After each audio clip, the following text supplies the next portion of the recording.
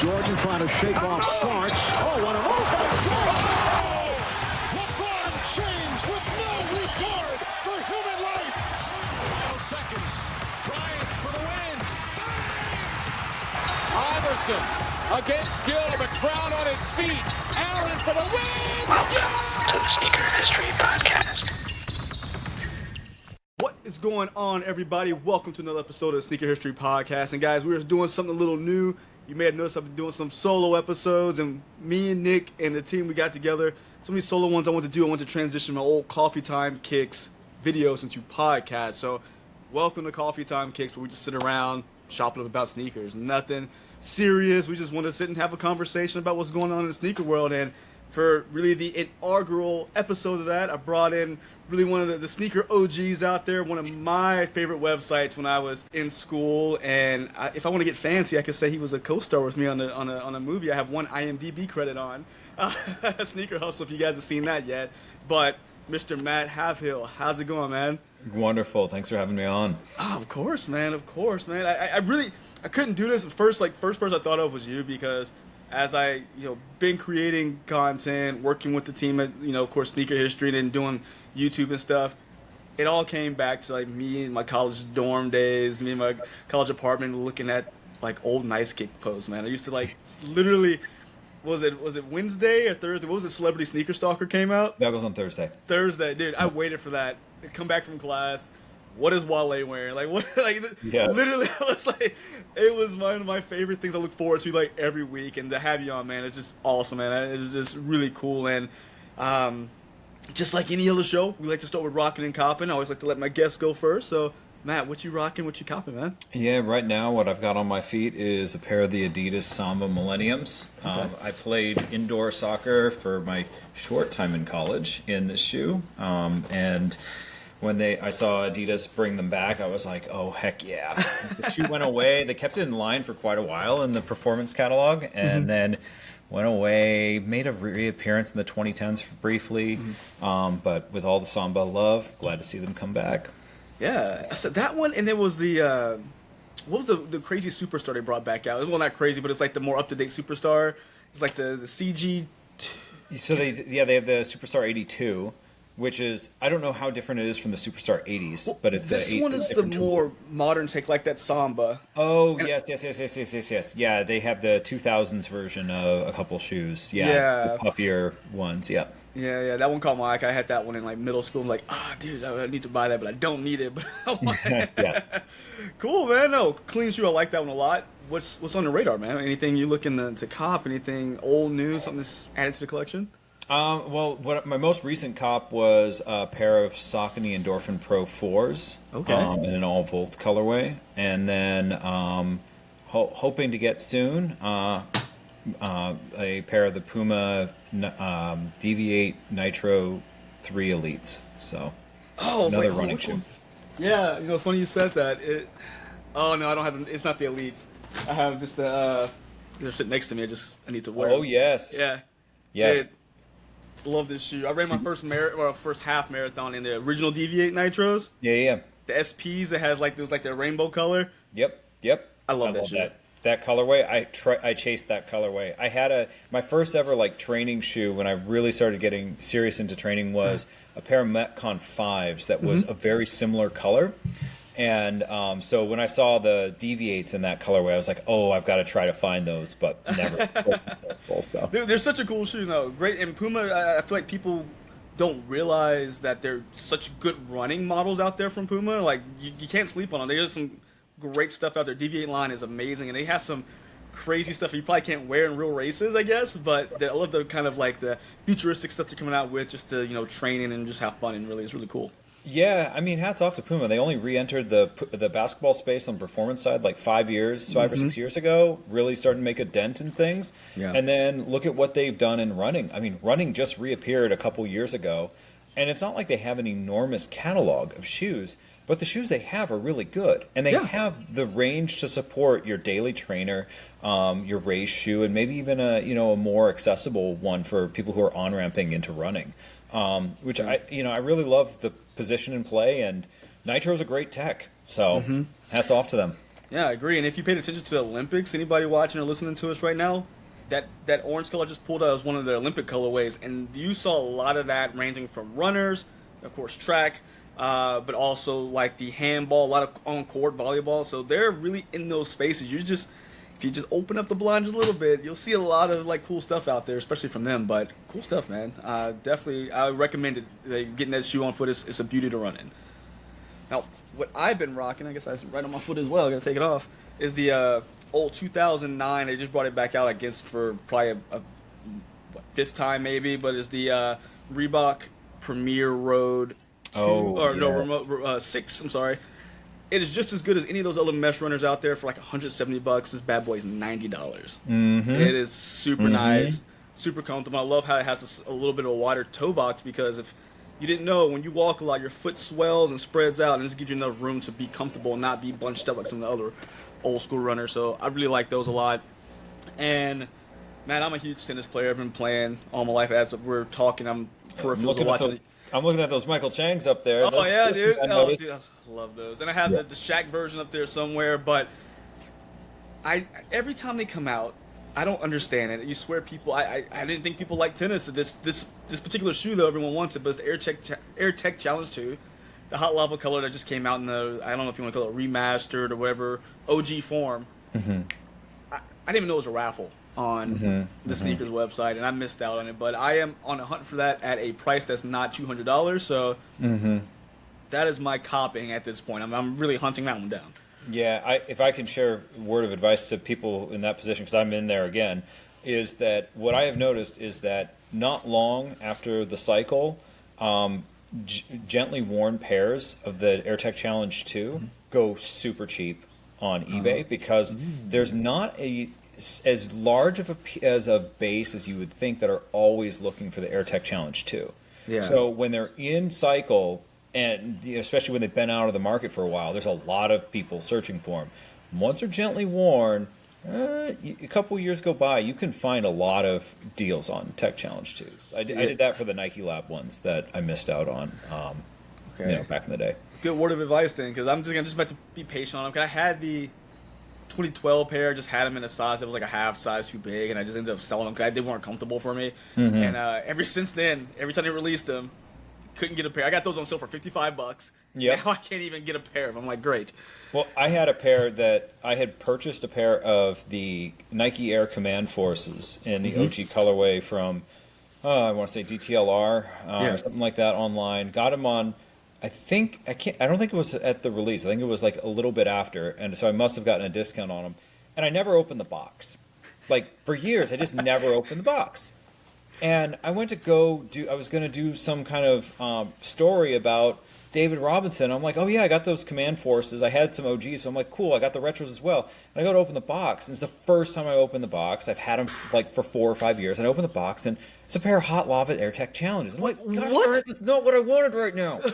And so then, like, I was mad about it. I was like really pissed that I never opened the box back in the day, and I know there was someone back in the stockroom there who was like pulling a slick one on me. They wanted those Command Forces, and they just threw another shoe in there. Anyways, it was at the time when no one was looking for the AirTech Challenge, so like, I don't think I sold them for more than like $100 or something like that. Yeah, now it comes back around, right? Yeah, it's like, God. I know. So I'm hopping mad that I don't have my Command Forces, and I sold those Tech Challenges for nothing. So, yeah. I feel like Command Forces, we won't see those till about 2030 for some reason. So I don't think we'll ever see them again. Yeah? You don't think? There are a lot of shoes where they're coming out now, and I am like astonished that they're coming out. And I'm like, who is this for? Like the average age of the person who knows this shoe is definitely got a 4 or a 5 in front of it. So I'm like, this will be the last time it comes, because the cost of tooling, the requirement of minimums to make things make sense. The fact that there's been so much catalog since the mid '80s for Nike to pull from. I'm like, I just don't see a shoe from '87 having that many more times, especially if it's the first time it's come out is when it's almost 40 years old. So this is the Air Force One. I mean, like when they brought back out the Field General, scratched my head at that one. I'm like, I don't know who's looking for that one. Apparently, I don't know if it's selling decently, but they're trying to combat the Samba, seems like. But then also you had the Mac Attack, which, again, tennis fan, so I was all about it. But without Travis Scott, yeah, I don't see that one wasn't selling. I mean, you find it, even Social Status or Alma Manier collaboration sitting on sale for sub $100 now. It just, like you said, unless you had a certain age group, that demographic got the OG pair. That was it. They don't need anything else. Yeah, I mean, you have to go down to why. Why is someone buying it? And if the why is that a celebrity wore it, like, that only cuts so deep, because guess what? Celebrities are wearing a lot of shoes, and there are a lot of celebrities. So, this whole idea of one person wears it one time and now everybody wants it, that might have worked, 10 years ago.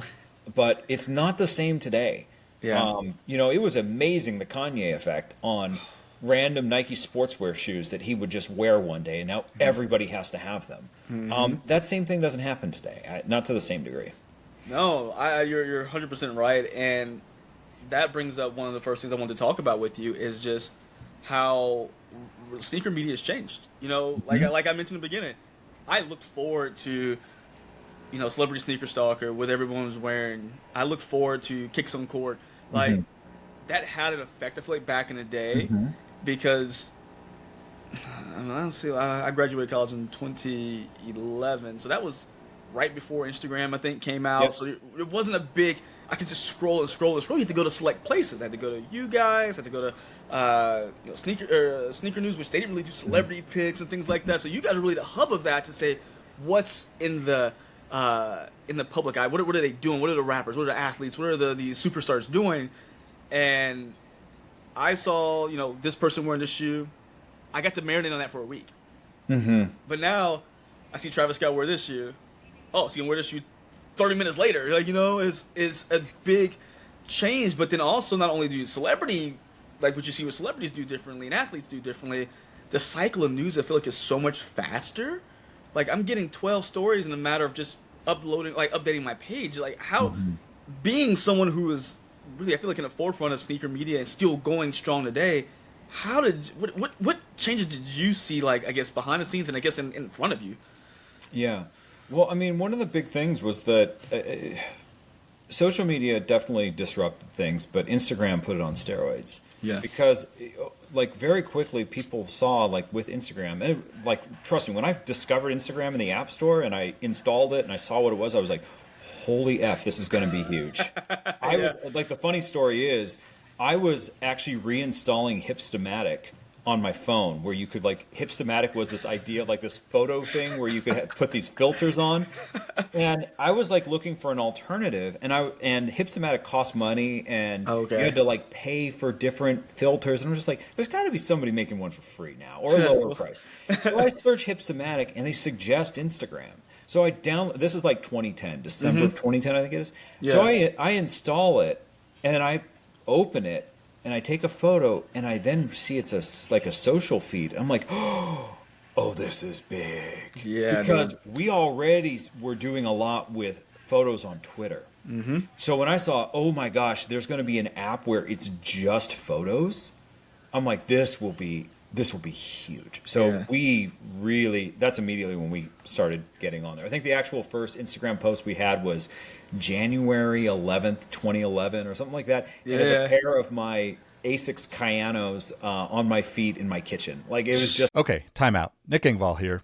I'm sure many of you have seen the clips of the show across social media, but did you know that you can watch the whole episode, get early access to every single episode, and even check out exclusive episodes of the show? You can join our Patreon for as little as $5 per month, and even cheaper if you sign up for a yearly plan. It helps us keep the show going, and you'll be the first to know about everything going on in our community.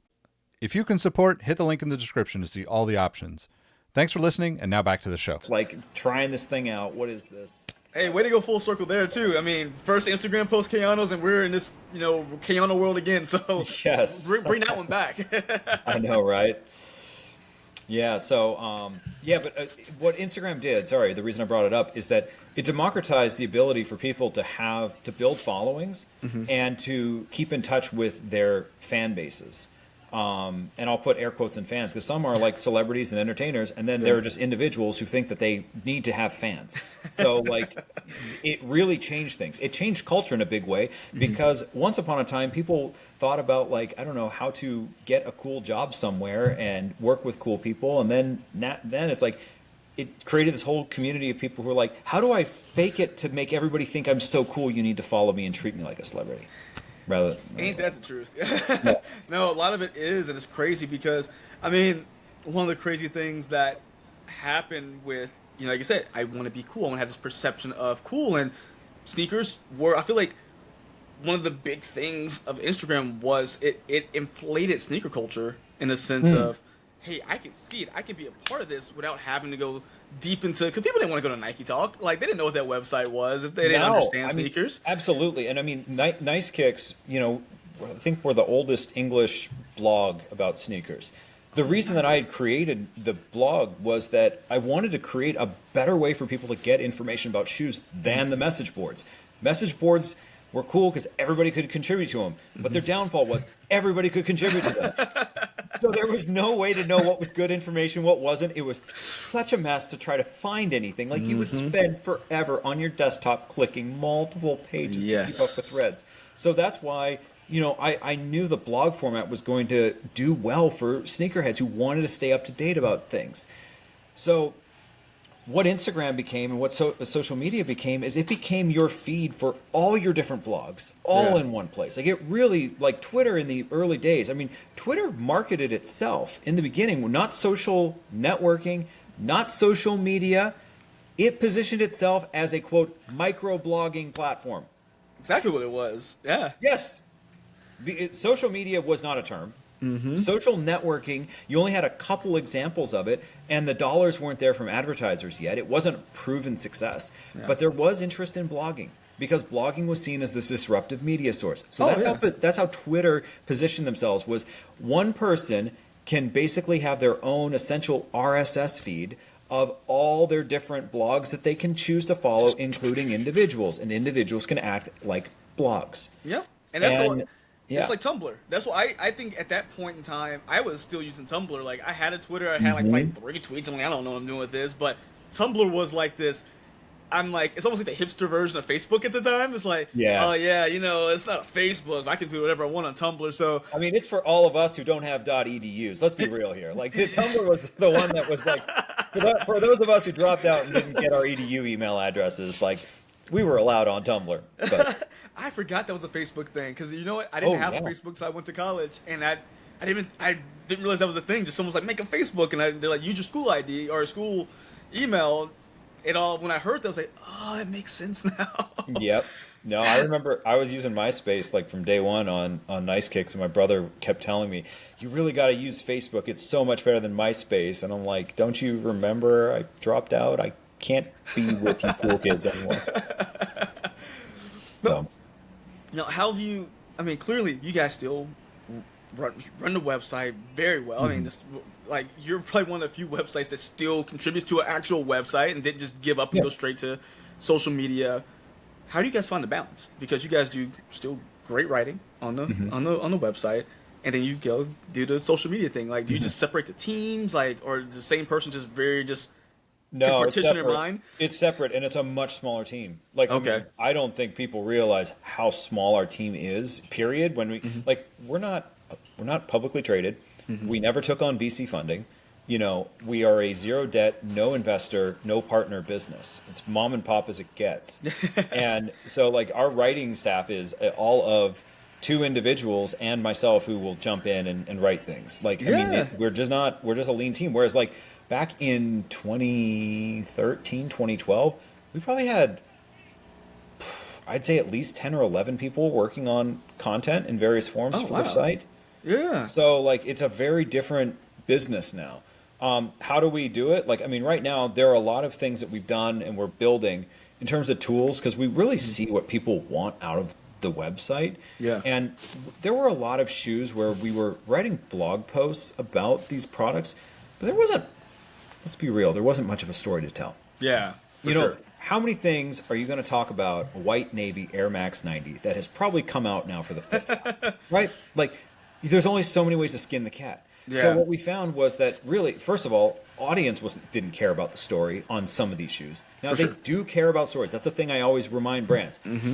Stories matter more than ever, especially because so many people can't get good stories because they have such short attention spans. Oh, God, yes. It doesn't mean that they're not impactful. They're actually more impactful than they ever have been. But so what we do is right now we're building, and we have a part on the website now that has this where it's all product listings. And so rather than like using resources of time to build blog posts about those shoes, like those just go into the product catalog. And then we're saving the feed for things that actually have a story to them if they are a product.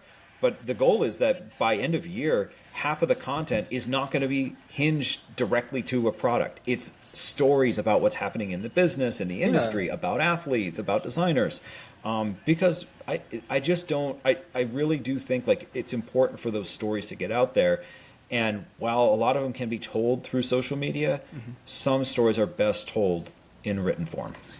Those definitely. No, I 100% agree. It's like, it's one of those things that I feel like gets lost in, and I always use Instagram as an example because I'm probably on that more than any of the other sites because it's just like, okay, I got a picture, I got this. And most of the time, if the normal person, because like you said, attention span, you're going to read the caption. If it has the little more thing on there, no one's clicking it.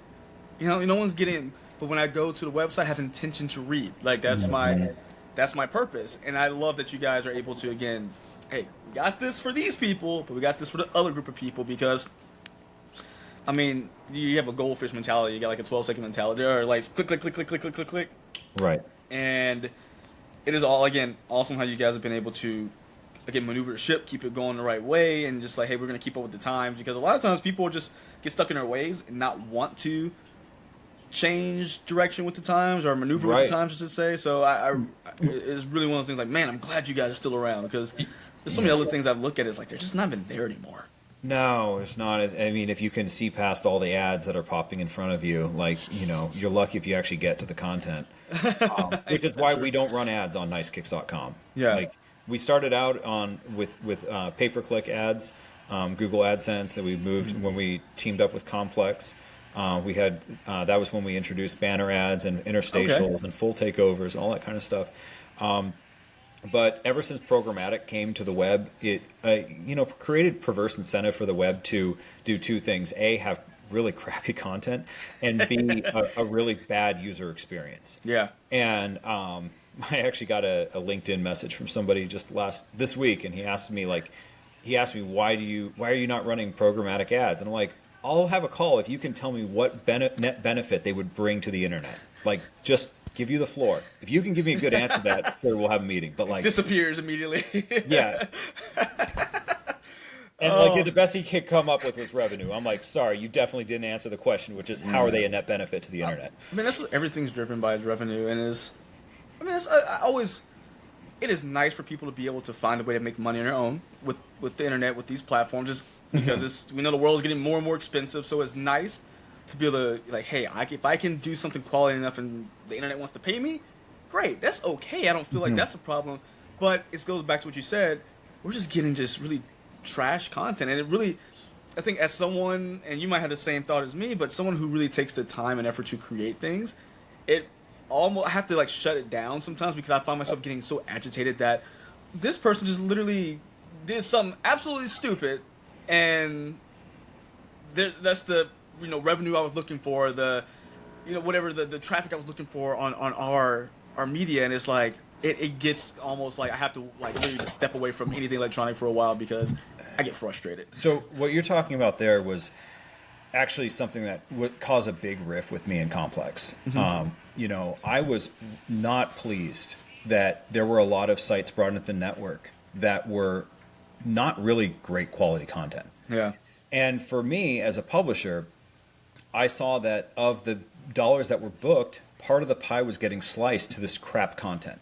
And some of these sites were doing nothing but regurgitating the content that my company was investing in creating. Yep. And I'm just like, listen, dollar for dollar, this is not fair that they are earning the same CPM rates as us off of our own work while also bringing down the overall quality of this network. Yeah. So like trust me, even before programmatic, I was getting really angered and annoyed with how bad, basically the incentive structures. So, it is what it is. I'm actually reading a book right now called Sapiens, and the chapter I just was on was about money.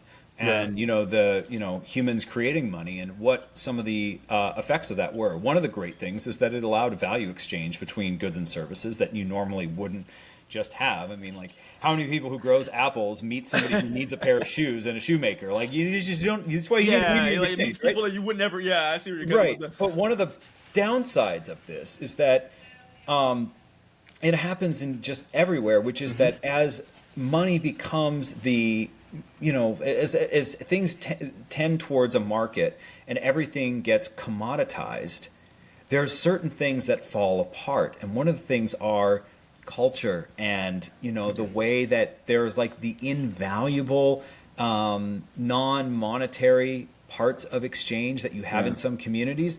And I hate to say it, but like it happened to the internet and it happened to sneaker culture. Yep. It used to be people would go wait in line for a friend, because that friend would wait in line for them if they wanted a shoe. Yeah. As soon as everything got monetized and got to the resale, it wasn't even people wouldn't do it for their friends. People just didn't even want to ask their friends such a thing because it was like, the whole reselling networks would take care of satisfying that kind of thing. Yeah. Which I think is really unfortunate because what drew me into sneakers to begin with was the community. I was a shy kid in high school, didn't know how to really talk to people, but I did know that if I studied the crap out of sneakers, I could break the ice and have a conversation with anyone if I could tell them what I liked about their shoes. Yeah. And so my family moves up to Canada. I meet, of course had some friends locally, but there was part of American culture I missed and I couldn't get it in person. So the shoe forums became that way. I could feel back in touch with what's going on in America, as well as get to meet people I would have never crossed paths with. Yeah. So to see that go away is really hard for me because I'm like, that's what got me here. So it's like it's kind of silly sometimes because it went from a social niche of like, hey, you know what? I like sneakers. You like sneakers. Let's have these conversations. To a point where, I mean, if I see somebody who has something cool on, whether it be hype or just cool, like generally, hey, this is a cool pair of shoes. If I say something, a lot of times people just keep walking like, well, it's crazy. Like, well, excuse me. Used to be able to do I remember this time complimenting somebody on a pair of their playoff 11s, and I knew they had the 01s because of the way the Jumpman was positioned, and I complimented the guy on his 01s. And the smile on his face that I not only recognized his shoes and gave him props for it, but that I knew the detail that those were 01s, meant so much to this guy. Opens up a world of conversation at that point. Your best friends for at least the next 5 minutes while you talk about it. And that's what I missed about it. And we're, before we started recording, we were talking about just sneaker conventions. I mean, it sucked because in a room full of people talking about sneakers, there was all these people look at shoes and say stuff, but A, everyone's wearing the same thing, which I was how did you guys manage to do that? But B, no one was interacting about the shoes anyone had on their feet. There's one guy I saw. No. Blew my mind. He had a pair of the T-Mac 2 All-Star Mismatch. I had to go talk to the guy. Thank God he's actually talked back. But I was this is really cool because everyone else at the time, I think that was December. So that was SB4. Everyone was still high on those. No, was that December? I don't know, whatever the shoe was. I can't remember at this point. But everyone's wearing the same shoe. But he had to I just had to talk to him because I'm a big T-Mac fan, big Rockets fan, and I was like, dude, you're the only person I haven't seen wear these in such a long time, and you're mismatching them like he did. That was just, again, a conversation starter for me, and everybody else was just talking about resale, man. All I saw was just. Booster resale. There's nothing talking about here's my collection I want to show off. There was nothing like that, and I mean, I know I'm older than a lot of these people. They're coming to the game now, but I'm not that old. I'm 35, but it's yeah. Where we at? Yeah. Well, where we're at is the end of the cycle. Yeah. And where we're at is on the verge of a lot of destruction, which is going to be this time where there's going to be, unfortunately, I think like the business is going to see some downturn. I mean, we're already seeing downturn, but like Oh, for I'm sure. talking businesses failing downturn. We haven't seen a lot of that yet. That's coming. Like it's it's gonna happen. We went through 07, 08. Remember, like, 06 and 07, money was everywhere. I mean, everywhere. You couldn't not make crazy money in that time. Yep. And I even look back. I remember this time I bought a pair of, just to show you how crazy things were. I bought a pair of Louis Vuitton sunglasses, the LV Millionaires. Oh, right? dude, that's awesome. $950. I bought these sunglasses. Oh God. And I forgot that I had like called, I think I had like Magic Trade Show or something like that. I tried to get them in Vegas or whatever. And I asked to put them on hold or buy them, and like I didn't want to go through with it. I was like, man, 950 sunglasses, what are you doing? And they called me up. They're like, hey, we're still have them on hold. Do you want to get that transaction done? And I'm like, what? Really? And I just like quickly looked, and I think I asked my brother, I'm like, should I go through with this? He's like, do you know what those things are selling for? And I just like quickly I like looked over on eBay, and I like lost my lid, and I like, okay, fine, I'll buy them. How much were they on eBay at the time? Shoot, I sold those things for $3,000. Oh, give me 2 pair. Give me 2 pair. So I sold them to somebody for $3,000, which already was like my mind exploded. Not about the money that I had made on the transaction. It was more so someone just paid $3,000 for a pair of sunglasses. That's wild. And I said at the time, I don't know if you remember PayPal. He was going to pay me back through PayPal, and I wanted him to pay me by PayPal check rather than with the card, 2.9%. Yeah, $3,000, man. That's some money, right? That's a chunk of change. That's a chunk of $3,000. And he's like, oh, no, man, I can't pay you. I don't have that kind of bread. I'm going to put it on a card. And when I heard that, I'm like, oh, no, we are in a bad place. We are. Bad things are coming, man. Oh, no. That was the first time where it was almost like that Big Short moment where he's in the strip club. Like, you have how many houses? Like, I'm like, oh no, something's not right. You know what? Let's just cancel this sale. We're done here. Yeah.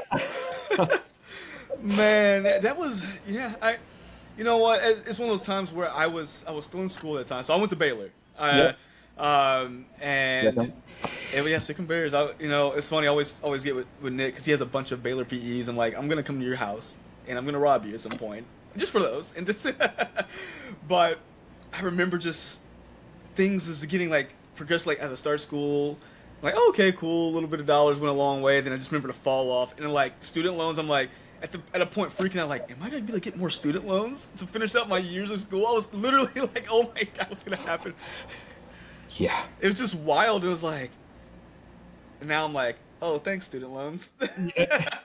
Appreciate you. So the student loan stuff, I didn't pay attention enough to what was going on at the time, but I knew something was going on because I was really shocked because I had the store on the drag right across the street from University of Texas from 2014. And I remember just having crazy sales weeks, and I like asked Greg, I'm like, Greg, what's going on? Like, sales are crazy. What is happening? We didn't have any big drops. He's like, no, student loan checks just hit. And I'm like, student loan checks? People buy tuition with that. Why are the extra money that came off for books? So you would get enough. And look, Mom, if you're listening, I did buy books. Don't worry. Yeah. But the extra money you would get. So what would happen is you would pay your classes. And there's always some spillover. And if you go to like the registrar's office, they give you the money or they put it on your account. And so I would just put it on my student ID account. So I go to the bookstore and like, hey, look, I ain't trying to give you no cash. Here you go. But yes, when I worked at Champs for a year, and I always knew when the student loan checks hit, and then when the athletes got their per diem or whatever they got, commission was wild for about a month. I'm like, yeah. But man, okay.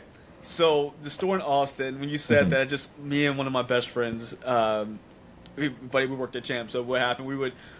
You guys would do the, or at least you did it once or twice, the Black Saturday sale.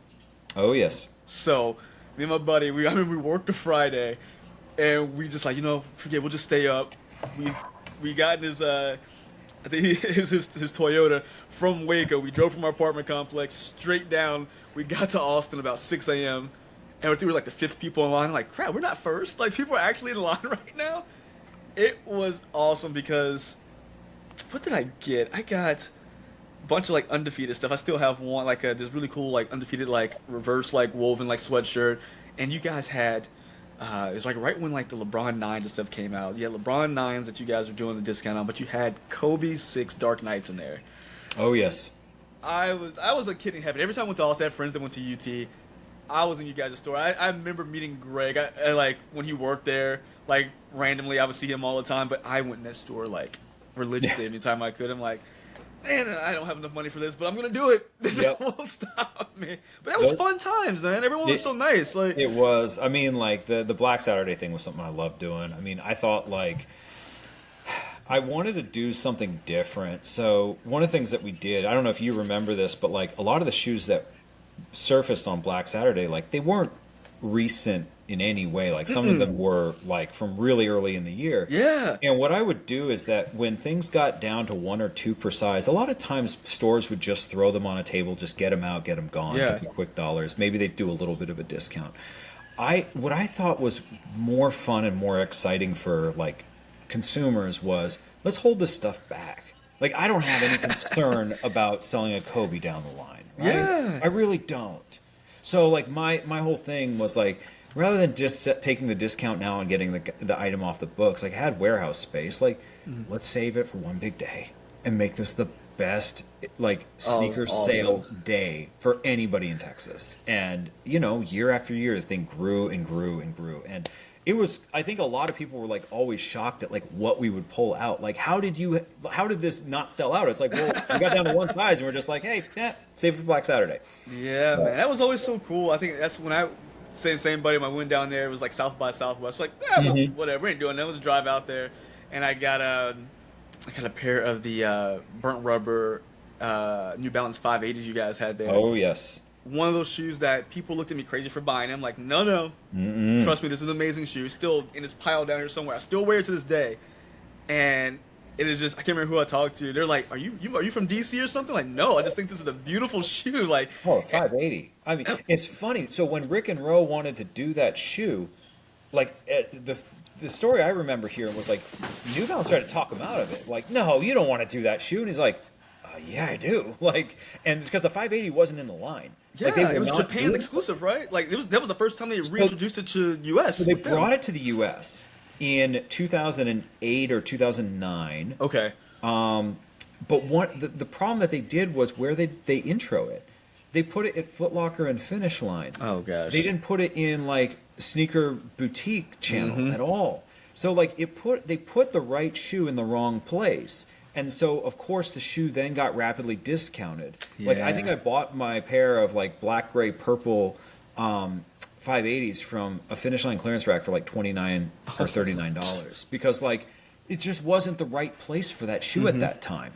Definitely. Very niche shoe. Like, it really took I won't say a special person, but take a special item to really appreciate that one, I think. Because everyone, you had to be, here's a current term, you had to be very online to know about the 580 in 2008. You did. You had to be on the blogs. You couldn't have been somebody just from a general consumer. Yeah. And that's what I saw. I can't remember what I was. Okay, I need to call a 20-second timeout here. Did you know that we send out a weekly newsletter? Actually, it's more of a weekly-ish newsletter. We cover news topics that don't make it onto the podcast and news that doesn't get much attention otherwise. You can find the link in the description or head to sneakerhistory.com/newsletter to sign up. I literally spent all my free time, just clicking away through websites. I like, it's almost like a fiend. I was like, why this? If someone checked my internet, it's like, you have been on sneaker websites for entirely too long. But when I saw, I was like, because at that point, and I grew up in Beaumont, so not a big town. It's about an hour and a half outside of Houston. And we didn't get like stuff like that. We didn't get SBs. No. We didn't get cool stuff. So anytime I was able, as I got older and started like living in bigger places, I started just grabbing things that I always kind of like were elusive to me. Like, oh my God, I never did see this. Like, and being able to see like that New Balance, going into your store was like crazy eye opening, because like, man, this is all this really cool stuff I don't get to put my hands on, because you guys really had I guess for the time, I don't know if it's the right word, but very eclectic selection as opposed to me just walking to a Foot Locker, because the only other place you got the cool stuff was a House of Hoops. And at the time, those were very elusive. Now they're literally a dime a dozen. Right. So being able to walk in Nice Kicks right in Austin was just amazing to me. Just the clothes, it wasn't even like it had to be a big store. Just the way you guys had it. That was the first time I think you guys were doing a raffle or a lineup for. It was KD4 Nerfs, and maybe LeBron 9 Chinas. You got it. I walked in the store. They had them on the counter so you can see them, which I love. No one does that anymore. You can just see them on the counter. And I was like, and I can't remember who, like, I couldn't tell who was working there at the time, but me and that person, I think, probably sat and talked for like 15, 20 minutes. Cause it was like a random Friday night, and I was in there, and we just talked about him. It was, and I feel like the sneaker culture again is just changed so much. You can't, unless you're someone like around, like, I feel like I'm almost like the cutoff of like the younger side of things, and everyone older than me don't have those conversations. Yeah, I mean, well, we think that there was a huge pivotal change in 2012 on sneaker culture where things changed. I don't think that, I know why the reason was that Nike had done the changes in terms of launch. Yeah. You know, I get it. They were concerned about in-store safety, and there were a lot of stores who were not considering customer safety, and there were some bad things that happened. But, you know, often what happens is that there's an overreaction to a problem. And rather than like addressing the key core issue with the stores that weren't properly taking care of things, like everything just changed overnight. Yeah. And one of the things that I don't think that people saw the second order effects of how this would impact things when you made it actually way harder for consumers to actually see the product, touch the product, get to experience the product. Yeah. You know, like overnight, couldn't display a shoe anymore. Yeah, so wild. In the original thing, we were not allowed to even have a picture of the shoe on our blog, which was like, wait, what? Oh yes. Then what's the point of, like, you're just like, oh hey, guess what, the shoe's here, good luck. Yeah, so there were a lot of changes that happened, and I mean they adjusted them and whatnot, but to me, like, killing all campouts and lineups and midnight releases. The thing that I think really was unfortunate is that I get it. Some places and some malls were not the right place for that. Yeah. And that the consumer who really was passionate and cared about the story, they weren't going there to begin with. That was retail transaction, big volume type of stuff. But the boutiques where this energy and the stories were told and stories lived, when you cut them off at the knees, you also are cutting off the opportunity for a market to get to hear from OGs and other consumers there about what makes a shoe so special. Yep. And that, it sucks, because that really, you know, that was the day the music died for me on a lot of stuff, because the best part of the whole shoe buying experience was the people that you connected with through the process. Exactly. And that changed. So yeah. I was like, because I remember when I was in line for that Black Saturday at your store, it was literally, they let like 10 people in at a time. Yeah. Do your thing. It wasn't people like, oh, hurry up, hurry. It was literally super smooth. Everybody kind of knew what they're looking for, surprised with some things you guys pulled out, bought what they got, and got out. It was very, like, there was no issues. Now, on the flip side, I worked at the Champs in the Waco Mall when Jordan 11 Concourse came out. Our mall got shut down by the cops because it looked like the Lion King stampede in there. That Concord 11, that was the start of big things changing. Between that and the Galaxy phone, that's you're right. That's exactly when it changed. And like watching it happen is like, it was crazy. So I probably told the story a million times, but of course as employees you can buy the shoe. So our manager, we got 1 million of those Concord 11s. It wasn't like you got 5 of them. It was tons. There were tons. So we got to buy our pairs. Our manager was so concerned about our safety. He's like, hey, look, buy them, leave them here. You guys come at the end of whatever day. I think it was like the next day, and we'll all just walk out together. Because he's like, these people around here are nuts, because there were people fighting.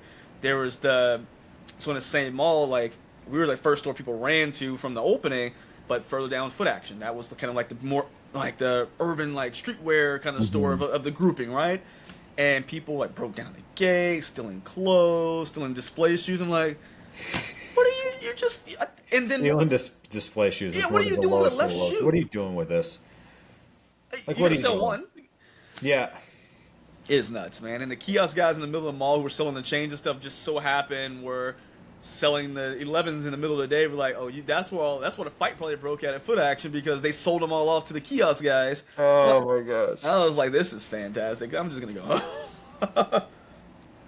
And beginning a resale right there. That was my first resale moment, man. Like I had never like resale, my eBay and stuff, yeah, but that was my first moment of seeing resale. Like these guys in the middle of the mall slinging these Concords for hundreds of dollars. Yeah. And I'm like, oh, this is happening. And then Yeah. that's when all my L's started happening. Well, I mean, you mentioned that it was a resale moment. I mean, I think that I remember 2015, or it would have been 2016. There were a lot of, so Nike was not doing the in-store launches, and they had put that down 2012 or so. Yeah. Adidas didn't really have this issue at that time, and they didn't have rules against that. And they didn't have rules when Yeezy first came out, and Yeezy drew out big, huge crowds. That was wild. And yeah, so there were a lot of, and I think that at the time Adidas was like kind of happy to see just these enormous crowds for their shoes. That was a new thing for them. And I remember like seeing the trouble that some people were going through to get the product. Yeah. And I don't think that some of them were intending to resell the shoes, but after all the headache and all the trouble, and they saw that so many people around them, that's what they were doing, and how much money they were making off of the Yeezy that they got, I think that a lot of people were like, man, maybe I should just sell them. Like, they're not worth that much to me. Yeah. And I think that you had, unfortunately, a lot of people who might have really been sneaker consumers who became marketplace suppliers overnight, not intending to be that first time, because they're just like, yeah, all this, yeah, I better get something out of it. Yeah, and people, one of my buddies is, and he made a good point, and it's like, it's almost fiscally irresponsible at a certain point. It's like, I bought this, like the Zebra Yeezys, for example. We also like infamous video of that poor guy getting fleeced. But if that shoe's worth that much money, I paid $250 for it, $200 for it. Is it even responsible for me to keep it at this point? If I can make a couple thousand off of it, like, I love shoes, but this bill can't get paid right now, you know? So it's just again that change, and with the accessibility to resell, whether it be in person or on StockX or Goat or Poison or eBay, it became too easy to make that, you know what, I'm just gonna sell it. Yeah. You know, instead of returning it so someone else can buy it, I'm gonna flip it because I stood in line for an hour. Now I'm gonna make a couple hundred. So it just took and changed it, like brought it to a whole different direction. Yeah, I mean that time was wild. I mean, because at the time too, when a lot of the apps came online, and the marketplaces came online like 2016 or so, Something like that. Yeah. most Nike stores couldn't sell online. So in the United States, you weren't allowed to sell online. So for a lot of consumers, the way that you accessed product that was sold at the boutique level on the internet was through secondary marketplaces. Yeah. That was maybe eBay before, but then it became these other apps. And slowly, as people got greenlit to sell online, you started having things getting botted up. Because really what the botters were doing is they were basically becoming the suppliers to all the secondary market stores. And the more product they could, grab from the marketplace to then go list on the secondary markets, the greater, they could cause a squeeze on the price to go upwards if, there was the demand to support it. Yeah. And of course it was all the usual suspects, same thing, Jordans, all the same things. We kept seeing, like, you saw Jordan prices go up, just tick, tick, tick, tick, tick. Extreme spike during COVID, and, again, it was just people flushing out those stores, making as much money as possible, really just ruining the whole experience for everybody. But something that I think people turned to at that point, I think maybe the reason, because they just got sick of the struggle just trying to buy a shoe, performance stuff. So yeah, for sure. That's where we go. Like, we talk about the Puma in the beginning of the episode. We talk about Asics. We talk about even just other brands. Like you're looking at Sauconys, looking at New Balance, which those can even certain models become a pain in the butt to try to get. Oh, but my people gosh. turn to these different places to find something, like to say I can enjoy something else instead of having to go through the struggle. Yeah, I mean, we've seen I remember a couple cycles of this in the mid 2000s. The rise of Asics, of Gel-Lyte 3s, and Saucony and New Balance. There was this thing that people were not wanting to go with the crowd, which by and large, a lot of sneakerheads were not always wanting to follow what the masses did. Once upon a time, wearing retro Jordans was being very different. Yeah, because the masses didn't know about them or care about them. Yeah. So, and then same thing with even like an Air Force One. Like, you had to be in the know to really know where to get those, what they meant, and what they stood for, who that artist was that was collaborating on them. That was like an in the know thing. As both products became more accessible through a more like mass market attention, you're going to have this subset of the market who's going to stray over to other things that other people aren't into, and maybe there's a storyline that this other brand is doing that is able to catch their this consumer's attention. So we're seeing that in with definitely the Mesh Runner ride right now. I think, and then I think on the performance side of things, I think that part of the reason why we're seeing the performance, during the pandemic, I think it woke up a lot of people to prioritizing health. Yep. And I think, unfortunately, not enough people in America got the memo that we are the least healthy developed nation, and that is why we disproportionately saw more deaths than any other country. But then, too, you also have this part of sneaker culture that is getting older. I just turned 40 years old. I'm not halfway through life, but I'm approaching that. So, I'm thinking longevity of my life, not longevity of my white Air Force Ones, right? I need something comfortable, man. I'm with you. Yeah. So, I think that you have a couple things all happening at once, and there is something to be. I think once people started getting active a little bit or stepping outside, maybe breaking patterns, they discovered health and fitness and running, these other activities actually give me something I wasn't getting from being sedentary and online. That is exactly where I was going, because that's where we want to really circle up for our last segment, is to talk about the health portion. I know you've been really big into just health and fitness, and with that, I mean, it's still sneakers. I mean, there's still really cool sneakers out there. Really, whether it be the tech in it, the look in it. I'm obviously I'm big into CrossFit. I am doing my best without trying to kill myself.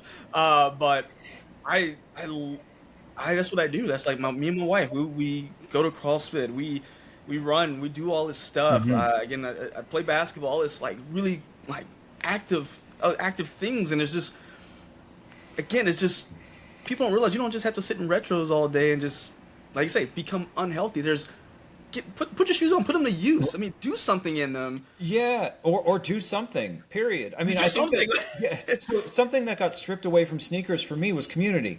The community got pulled from me. So what now? It's not going to, just because you take a lot of community aspect out of something in my life doesn't mean that I'm just going to give up on it. No, I'm going to try to find that in other places. So instead of going to sneaker stores on a Saturday morning to hang with people who might be buying shoes or just hang out with I people who are into shoes, I'm doing long runs with one of the run groups that I'm a member of in town. That's my community on Saturday morning. Every Tuesday, I'm at the track with a group of people I see every single week. That's my community in the morning. I've got a run Wednesday morning, I got one Thursday afternoon. So I'm finding this community and these people that now I actually have far more people I have connections with than I did in the prior, in just the whole sneaker thing. So I think that's another part of it. That a lot of us are starting to find and fall into, as well as just, I don't know, seeing the mental benefits of exercise that just is this amazing drug that I didn't know existed. No, you're right. I mean, it's one of those things you wake up, 5 in the morning, okay, am I really going to do this? Then once you get out there and start moving, you're oh my God, how did I think about not doing it? And like you said, it's just, you find a sense of community. And if people what I've noticed is not every one of them, but I know that some of these even sneaker related places, some of these boutiques out there have run clubs. I think up in Oregon where Robbie and Rohit are, I think there is I think Dead Stock Coffee has a run club. I could be. Yes, they do. See, Yep. look, there we go. Yep, And Ian so has it. again, find that community still sneaker oriented, even if it wasn't. But I just like the fact that some sneaker places are recognizing that it just missing that, but we can do something good about it. Like, not only can we talk about shoes, but we can get together and like get better like health wise, because like you said, we're just out here just looking real bad next to other places out there, man. And I'm trying to live for a long time. I mean, the roots of sneaker culture, especially on the digital front. So there was sneaker culture in the streets, right? Let's not take that for granted. That was there. But like, where by and large a lot of us discovered sneaker culture was through the internet. But it was just like, unfortunately by nature, very sedentary. You know, we had to be on computers or we were on screens. Yeah. There wasn't a whole lot of physical activity in this space. You know, there were some who maybe dabbled in sneakers but then had a fitness life outside of it. But if you were really in it, you had to dedicate a lot of hours to things that didn't involve movement. And Just clicking. yeah, but I find like there's this beautiful irony that like this is the moment to actually bring culture back to what birthed this whole space to begin with, which was the full reason why sport shoes were ever made was for activity. Movement, man. Yeah. So, you know, I think we're just kind of in the early phase of this.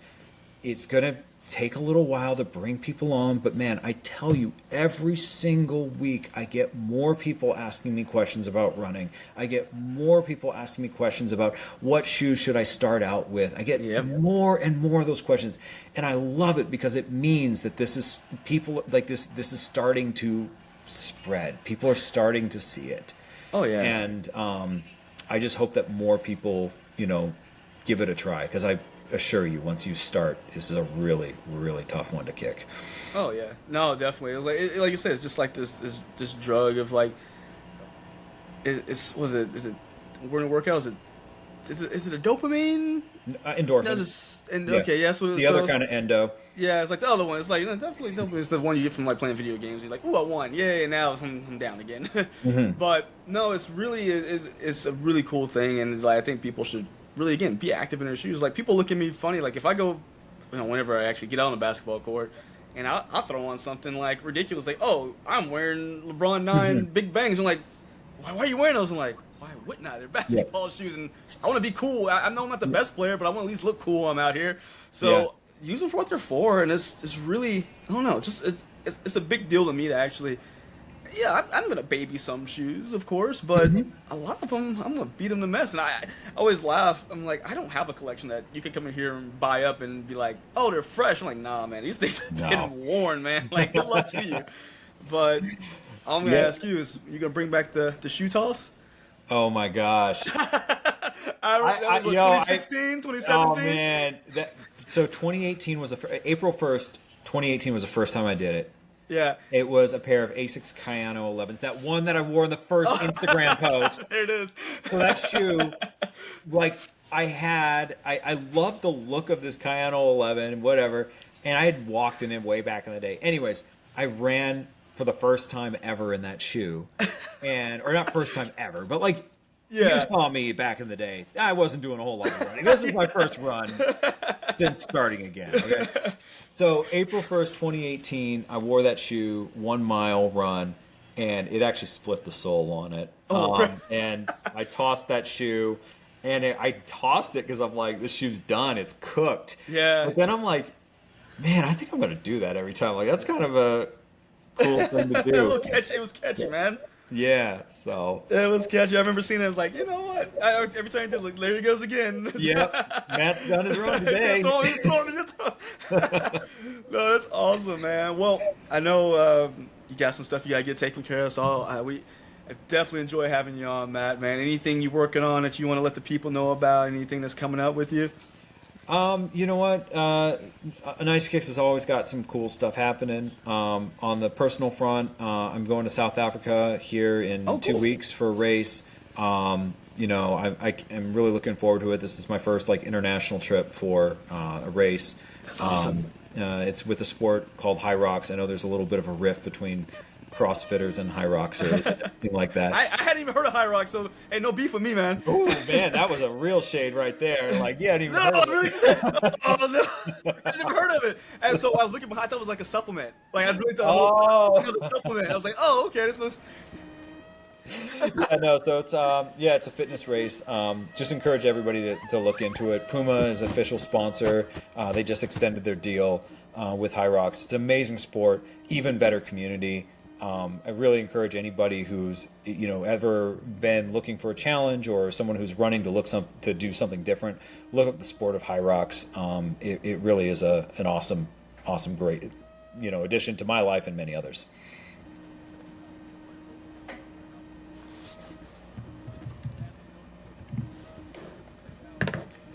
I think I lost your mic for a sec. Can you hear me? Oh, now I can hear you. There you go. I was turning myself down too low. No, I was saying I'm already rolling myself out of the warehouse when I'm doing CrossFit, so let's go ahead and add something else to kill my muscles. But no, man, that's awesome. That's what kind of are you doing? Like is it a marathon or is it like the High Rocks? Is it the race? So yeah. So it is the race. It's 8 1-kilometer segments of running and then 8 stations. So they are 1,000 meters. I've seen that actually. Yeah, 1,000-meter ski erg. Sled push, sled pull, burpee broad jumps for 80 meters, 1,000-meter row. Then we've got our farmer carries for 200 meters, 100 meters of weighted lunges, and then a nice, cool 100 wall balls to finish the day. So I had a tear just drop down my eye roll. So funny enough, I was testing out a shoe. Reebok sent me over some of the Nanos. Like they sent me 2 different versions of them, right? Yeah. I had the dumb, bright idea to say, you know what? I had 2. I couldn't test them both at the same time, so I called my younger brother, and he does like a lot of film stuff. I'm like, hey, get one of your buddies. Me and you are gonna go out to the track. We did the world's toughest mile. Oh man, I couldn't walk for like a week, man. Man, no. That was the dumbest thing I've ever done. A quarter miles of burpees is the stupidest thing that anyone can ever think of doing. So if you ever thought about it, don't. Or lunges. I was like, the lunges will be easier. Nope. Bear crawls, that'd be fine. Even worse. The lactic acid sets in at 200 meters. I don't care how great you are. No one should ever do that. We made a whole video, so we posted it. That was the hardest 2 hours of my life. Yeah. So good luck to you, sir. Thank you. That is a heck of an endeavor. It's definitely something to be proud of, man. And you record it? You're gonna like any kind of like keep reference of it at all, so you can just. I think that I'm sure they'll have a film crew there. There will definitely be photos. So people can watch the results. It's not going to be live streamed, but if they go to highrocks.com and they click the results tab whenever the race is going on, it's on the 21st of September. We're in the doubles, men's doubles category. I teamed up with a Puma athlete down. His name's Cameron Cleaver down in South Africa, and we are aiming for a spot at the Worlds. I was going to do a full open race. It would be my first race as a 40-year-old, which gets me a new age group.